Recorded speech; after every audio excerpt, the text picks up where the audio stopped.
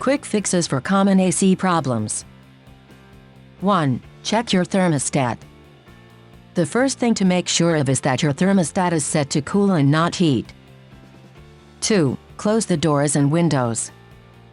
Leaving windows and doors open is another easy way people can misuse their AC without realizing it. 3. Check for tripped circuit breakers. Your AC may not be turning on because of overloading that caused your circuit breakers to trip. 4. Clean the air filters.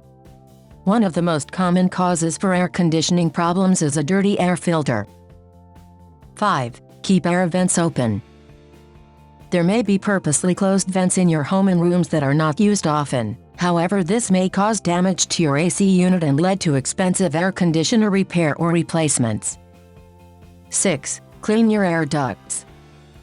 Your air ducts could also be clogged with dirt and dust and in some cases mold. Oftentimes you can't see dust coming out of your vents or feel your AC unit cooling your home unevenly when the air vents are dirty.